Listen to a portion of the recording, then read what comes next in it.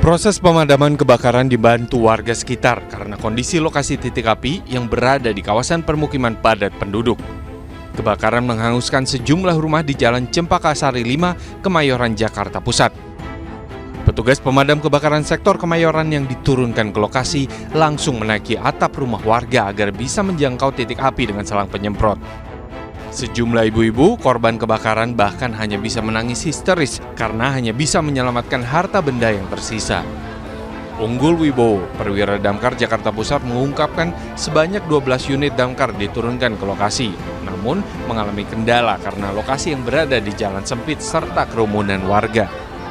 Kesulitan kita adalah pertama jalan sempit, kedua sumber airnya jauh. Tapi alhamdulillah berkat kesigapan kawan-kawan semua, kita sudah mendapatkan sumber air dari kali yang depan itu. Api baru dapat dipadamkan sekitar setengah jam kemudian, namun karena sejumlah bangunan merupakan bangunan semi permanen sehingga habis terbakar. Dari Jakarta Pusat, Raniston Sanjaya, iNews melaporkan.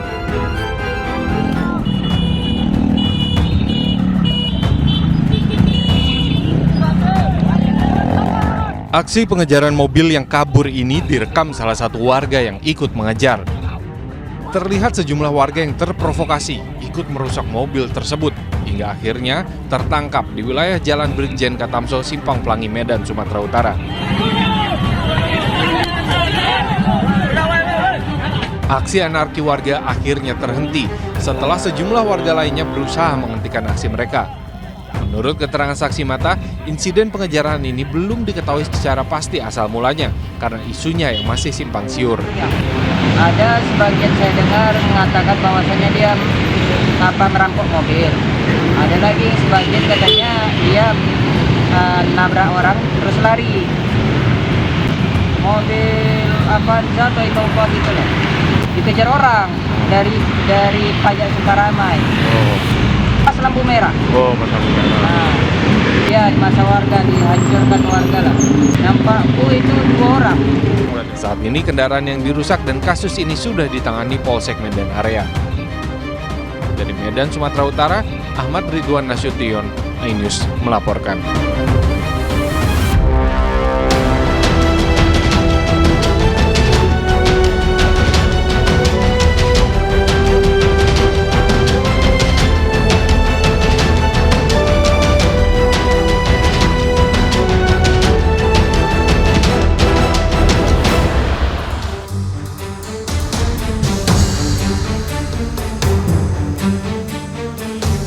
Selamat pagi, selamat datang di Lapor Polisi. Anda lapor, kami sampaikan. Iya, program ini bertujuan untuk menjadi wadah inspirasi, keluhan, laporan, dan juga apresiasi kepada pihak kepolisian di seluruh Nusantara ya.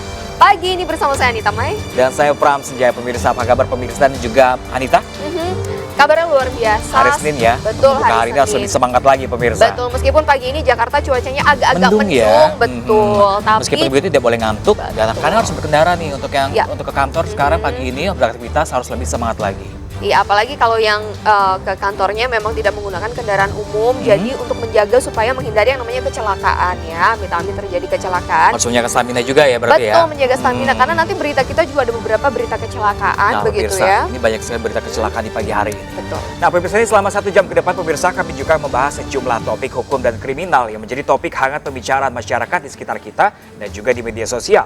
Kami juga membuka laporan pemirsa pengaduan masyarakat yang bisa diakses kapanpun oleh Anda untuk kami melalui sejumlah channel kami, yaitu di Instagram resmi kami di @laporpolisi_inews dan @official_inews_tv. Betul, dan Anda juga bisa menghubungi kami melalui email laporpolisi.inews@gmail.com. Jangan lupa menggunakan hashtag Lapor Polisi.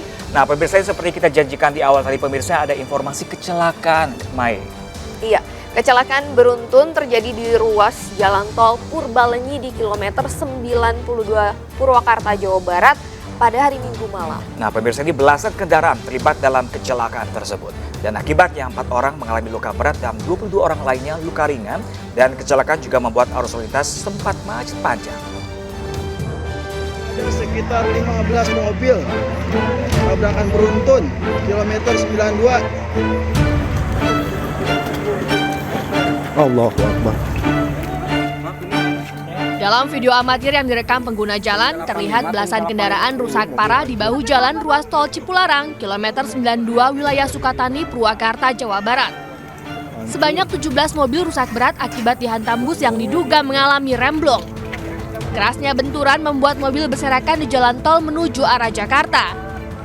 Korban dan mobil yang terlibat kecelakaan akhirnya dievakuasi ke gerbang tol Jatiluhur. Kecelakaan beruntun ini terjadi ketika kendaraan yang terlibat kecelakaan melaju dari arah Bandung menuju Jakarta. Saat kejadian lalu lintas tengah padat. Tiba-tiba dari arah belakang bus dengan kencang menabrak dan terjadilah kecelakaan beruntun. Jadi saya duduk paling depan. Terus tiba-tiba ada kayak benturan keras dari belakang. Udah deh, saya udah nggak inget, terus udah gelap, pikirannya udah terpontang-panting sana sini, terus berhenti di kilometer berapa? 90 ya? Di 92. Ya, berhenti di 92, udah dari situ udah ngeblank, udah ngelihat kanan, kiri, depan, udah mobil, udah banyak berserakan, udah banyak yang minta tolong. Semua korban sudah dievakuasi ke rumah sakit di Purwakarta. Sementara sejumlah korban selamat masih berada di lokasi kejadian. Untuk kronologi sampai saat ini masih kita lakukan penyelidikan terlebih dahulu. Kita akan mencari tahu, nanti akan dikembangkan kembali oleh Polres Purwakarta, khususnya di unit Laka. Untuk jumlah kendaraan sampai saat ini yang terdata 17 kendaraan.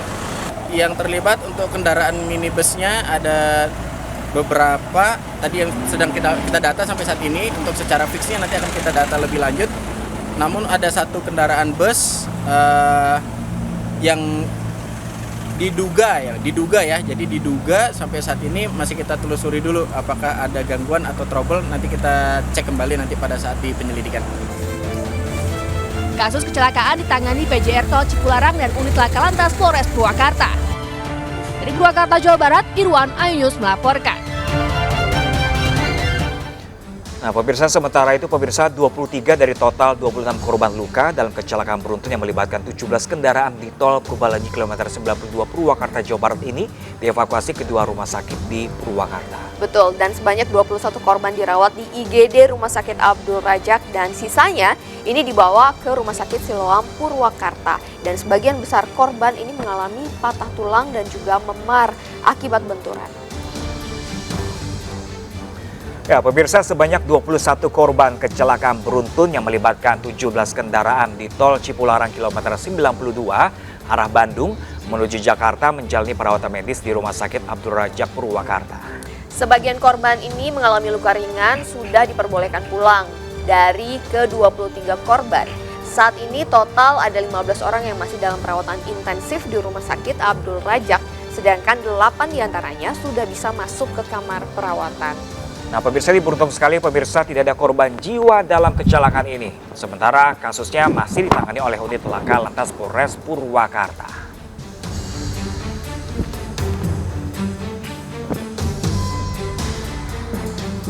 Nah, ini nggak nanggung-nanggung ya, sebanyak 17 kendaraan menjadi korban kecelakaan beruntun ini. Mungkin kalau dilihat dari tol Cipularang yang kita ketahui kan memang panjang dan lurus-lurus aja, bikin ngantuk kadang. Nah, itu sebaiknya bikin ngantuk. Ya, atur kecepatan, atur jaga jarak. Jangan memaksakan diri juga. Kalau misalnya ngantuk kan ada beberapa rest area. Betul. Istirahat terlebih dahulu lebih baik ya. Bisa istirahat, bisa ngopi dulu supaya seger lagi badan gitu. Kalau perlu mungkin ibadah dulu ya, mungkin karena ada fasilitas-fasilitas ibadah juga kan. Kalau misalnya kita wudhu itu seger lagi. Ya kan? Bahkan kemarin kan sebenarnya di tol Cipularang ini bukan kali pertama kecelakaan terjadi di sana ya. Nah, itu dia.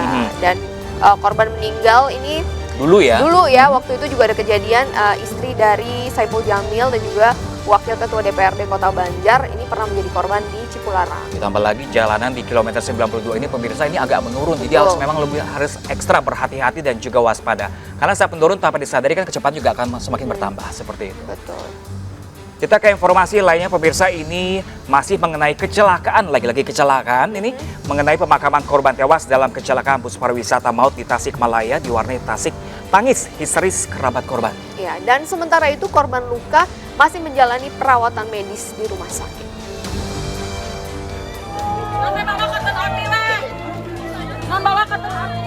Tak sanggup menahan duka, istri korban tewas dalam kecelakaan bus pariwisata ini pingsan saat jenazah suaminya tiba di rumah duka.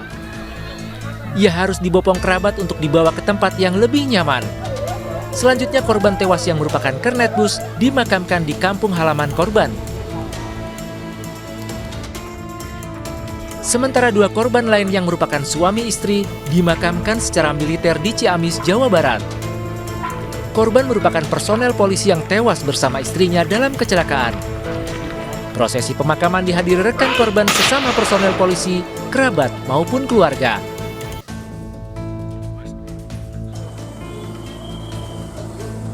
Sementara sejumlah korban luka kecelakaan bus pariwisata maut di Tasikmalaya dirujuk ke RSUD Sumedang.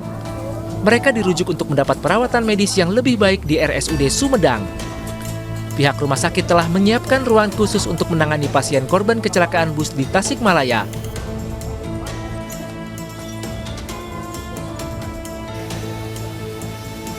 Sempat terkendala, evakuasi badan bus dari jurang sedalam 25 meter di Raja Polah, Tasikmalaya akhirnya berhasil dilakukan. Dengan menggunakan 3 mobil derek dan 1 eskavator, petugas akhirnya berhasil mengangkat badan bus dari dalam jurang.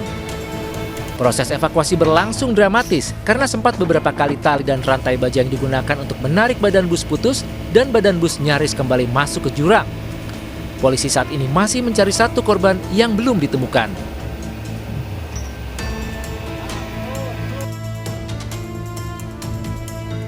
Sebelumnya bus pariwisata yang membawa sejumlah penumpang terjun ke jurang di Jalan Raya Raja Polah, Kampung Cirende, Desa Manggun Sari, Kecamatan Rakapolah, Kabupaten Tasikmalaya, Jawa Barat. Akibatnya 3 orang tewas dan 34 lainnya terluka. Kecelakaan terjadi pukul 1 dini hari. Bus pariwisata membawa sekitar 60 orang penumpang rombongan dari guru dan keluarga SDN Sayang Jatinangor. Bus yang datang dari arah Bandung menuju Pangandaran masuk jurang sedalam 20 meter. Dari kan kalau ke puncak larang. Ya, pemirsa, kembali bersama kami pemirsa, dan untuk mengetahui ini update terkini dari kecelakaan di Tasik, pemirsa sudah bergabung bersama kami Kapolres Tasikmalaya Kota AKBP Azari Kurniawan. Ya. Selamat pagi Pak Ashari, terima kasih telah bergabung bersama kami di Lapor Polisi iNews. Pak, seperti apa ini update kondisi dari kecelakaan ini, terutama pencarian terhadap korban? Ini katanya dinyatakan informasinya ada yang hilang. Seperti apa proses pencarian korban, Pak? Betul, Mbak. Jadi dari peristiwa kecelakaan yang terjadi di TKP Jalan Raja Polah, bis pariwisata dari Sumedang menuju ke Pangandaran,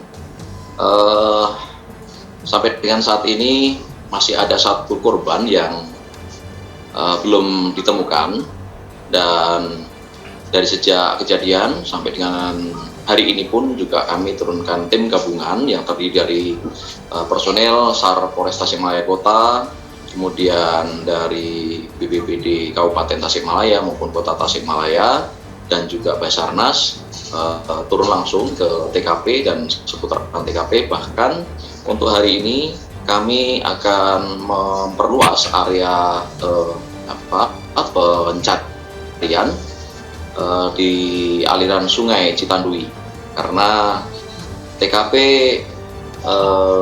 kecelakaan ini terdapat aliran sungai yang muaranya adalah Sungai Citandui. Demikian. Oke Bapak, jadi sehingga total hingga saat ini Bapak, kami konfirmasi lagi berapa total korban dalam kecelakaan tersebut Bapak? Jadi total penumpang yang ada di dalam bis tersebut 62 orang. 62 orang itu terdiri dari anak-anak 17 orang, kemudian dewasanya atau remaja dan dewasa 45 orang. Untuk yang meninggal dunia atau sudah ditemukan meninggal dunia 3 orang, sementara 1 masih dalam pencarian.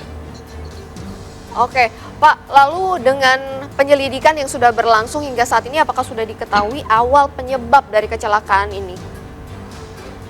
Dari hasil pemeriksaan saksi-saksi, baik itu penumpang, kemudian warga masyarakat sekitar, dan juga tentunya dari si sopir, kami menduga bahwa kecelakaan ini disebabkan oleh faktor manusia, dalam hal ini sopir yang mengemudikan dalam kondisi dalam keadaan mengantuk, sehingga terjadi peristiwa tersebut. Oke, selain dari kondisi sopir, Pak, ini bagaimana dengan kondisi bus, Pak? Apakah memang layak jalan, Pak, ketika peristiwa kecelakaan itu terjadi? Dari hasil proses penyelidikan dan penyidikan kami mendatangkan ahli dari Dinas Perhubungan untuk memeriksa kelayakan dari bus tersebut, dan disampaikan bahwa bus tersebut layak untuk dikemudikan atau dikendarai. Oke, Pak, mungkin yang terakhir nih Pak, hingga saat ini apakah semua korban ini sudah ditangani atau sudah dilakukan pengobatan dan lain sebagainya?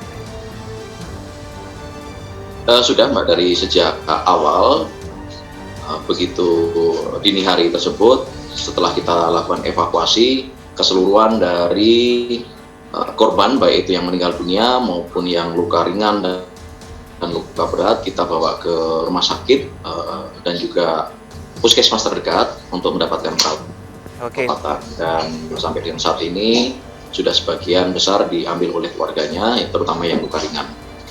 Oke, baik. Terima kasih banyak Bapak AKBP Azari Kurniawan selaku Kapolres Tasikmalaya. Kami berharap agar proses pencarian satu orang yang masih hilang ini dapat berjalan dengan lancar dan pada segera hari ini. ditemukan tentunya ya.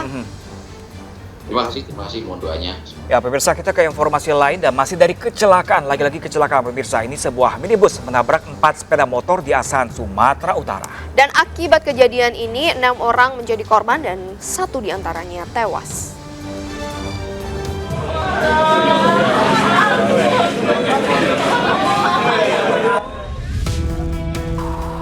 Keluarga korban tewas akibat tabrakan beruntun histeris saat mengetahui anaknya yang berusia 17 tahun meninggal dunia dalam peristiwa kecelakaan beruntun di Jalan Budi Utomo Mutiara, Asahan, Sumatera Utara. Tabrakan beruntun terjadi akibat bus menabrak 4 sepeda motor. Usai menabrak, sopir bus dan rekannya justru kabur. Jadi mobil itu udah duluan nabrak tadi Pak, udah duluan nabrak di sana. Jadi kabar orang sana dia lari, begitu lari di sini dia nekan Mio, itu yang suami istri, nekan Mio, banting kanan lagi, itulah nabrak yang anak muda itu, naik kereta yang hitam, kereta PB. Diperkirakan ada berapa sepeda motor yang ditabraknya? 4 lah Bang. Ada sekitar 4 ya? Iya.